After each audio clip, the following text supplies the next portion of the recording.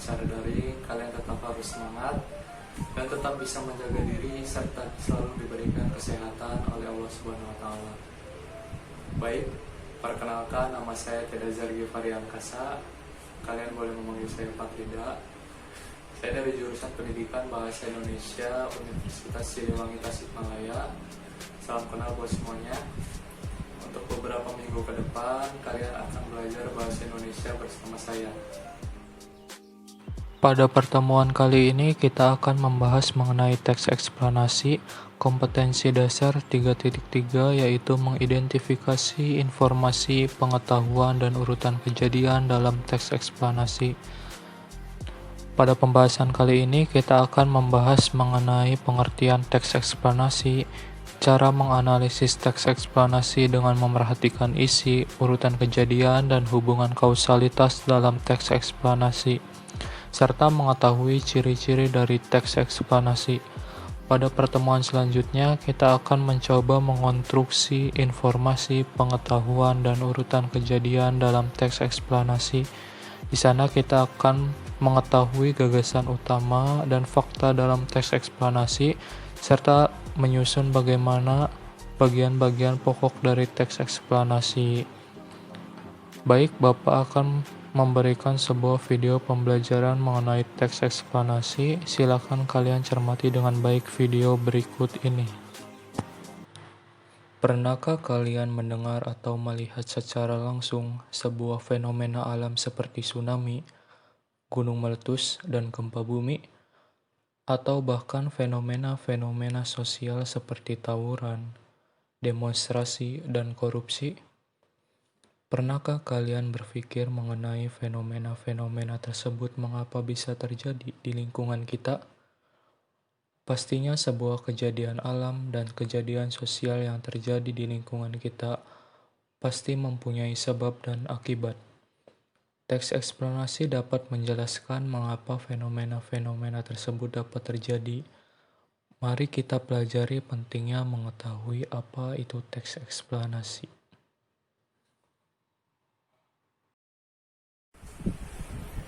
Baik, sekarang kita akan memasuki materi yang pertama, yaitu pengertian teks eksplanasi. Apakah ada yang tahu apa itu pengertian teks eksplanasi? Baik, langsung saja kita lihat di sini. Di sini ada pengertian teks eksplanasi. Teks eksplanasi berasal dari kata explain yang artinya menjelaskan dan explanation yang artinya penjelasan. Nah, teks eksplanasi itu yaitu teks yang memberikan penjelasan mengapa dan bagaimana suatu proses fenomena alam dan fenomena sosial dapat terjadi. Biasanya di dalam teks eksplanasi berisikan adanya ciri sebab akibat di dalamnya. Nah, bisa kita lihat di sini ada gambar tawuran antar pelajar. Bagaimana tawuran antar pelajar itu bisa terjadi? Mengapa tawuran antar pelajar itu terjadi? Dalam teks eksplanasi, hal-hal seperti itu dapat dijelaskan.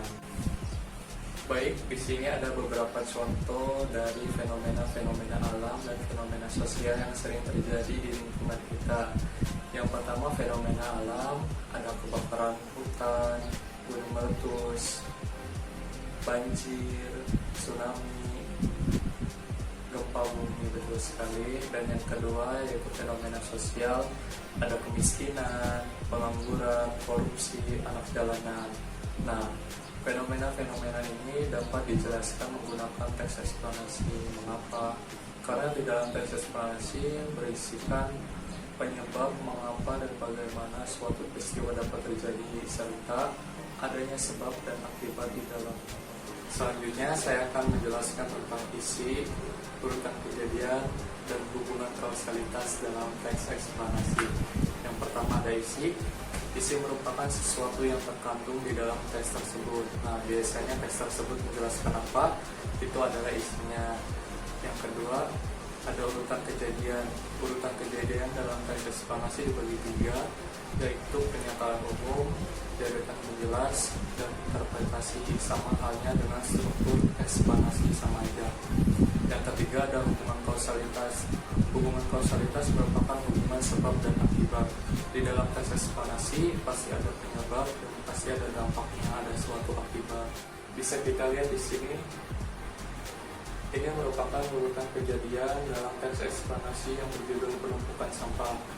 Nah, di dalam urutan kejadian ini biasanya menjelaskan bagaimana dan mengapa teks eksplanasi penumpukan sampah ini dapat terjadi.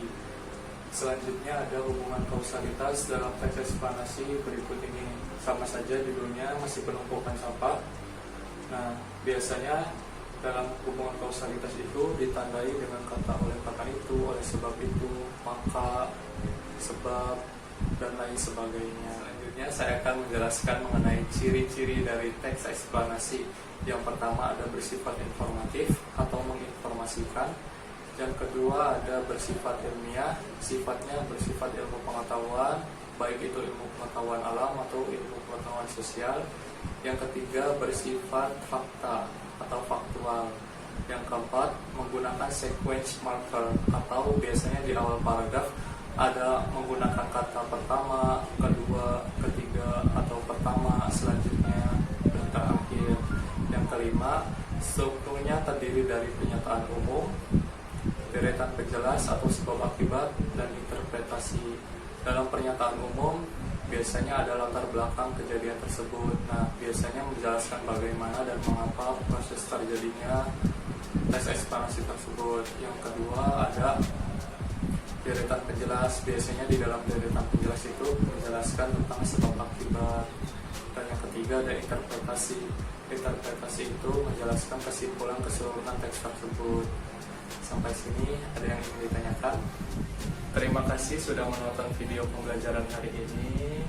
Untuk materi selanjutnya kita akan bertemu lagi di minggu depan. Jika masih ada yang kurang paham mengenai materi ini bisa ditanyakan di Google Classroom.